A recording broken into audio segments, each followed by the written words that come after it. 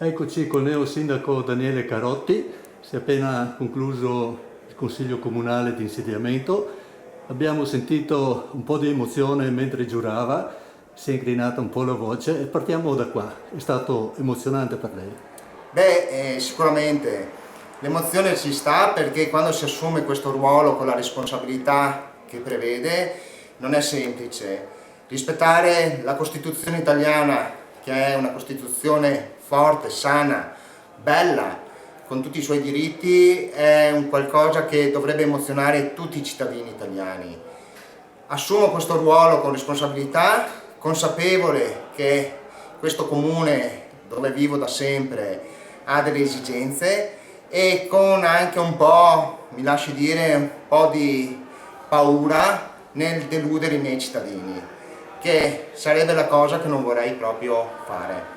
Sì, la sua vittoria è stata netta, insomma i cittadini si sono ben espressi, però a livello mediatico la sua candidatura è stata quasi a ridosso, diciamo, qualche mese prima delle elezioni.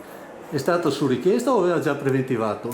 No, ma sinceramente, come ho detto in campagna elettorale, bisogna essere pragmatici e di conseguenza ho preferito uscire a livello mediatico, forse anche all'ultimo, ma volutamente. Il lavoro che c'è stato fatto è durato mesi, ma ho preferito uscire a livello mediatico a ridosso quando sia il programma e la squadra fossero stati completi. Non mi sentivo, anche nei confronti dei miei concittadini, in grado di uscire prima quando non c'erano le cose, come si dice, a posto e che appunto non fosse tutto come previsto. Per ultima cosa, perché c'è stato un passaggio in Consiglio Comunale che mi ha sorpreso, dico la verità, non poco. C'è già stato da parte di De Carlo una richiesta di rimpasto di giunta che lei elegantemente ha glissato e non era certamente adesso il caso di rispondere. Come giudica questa richiesta? Ma come dico ai miei collaboratori, ma anche il mio modo di fare nella vita, bisogna guardare l'aspetto positivo delle cose e cogliere ciò che di positivo arriva. Io sono contento di confrontarmi con il consigliere De Carlo e ho già instaurato un dialogo informale prima di questo consiglio, spero di continuarlo e spero anche di riuscire a trovare con la controparte.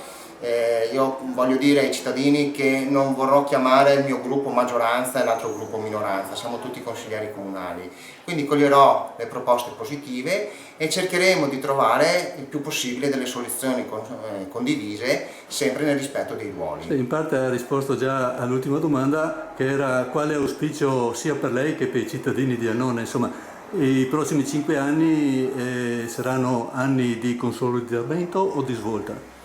Ma allora, come abbiamo visto nei punti all'ordine del giorno, abbiamo un bilancio che è abbastanza ingessato. Deve essere un'amministrazione di svolta, nel senso che siamo tutti annonesi e dobbiamo lavorare tutti per il benessere del nostro comune. Le risorse e le energie sono scarse, di conseguenza la volontà che mi sono prefisso, ma prima di assumere questo ruolo anche in campagna elettorale, è quella di cercare un dialogo continuo, l'ho detto, dialogo continuo con le associazioni, con le parrocchie, con i cittadini, ma anche con i consiglieri comunali. Quindi io auspico che ci sia un consiglio comunale sempre contenuto e comunque nel rispetto degli annonesi. Bene, grazie al sindaco Daniele Carotti e buon lavoro. Grazie a lei, buon lavoro a lei.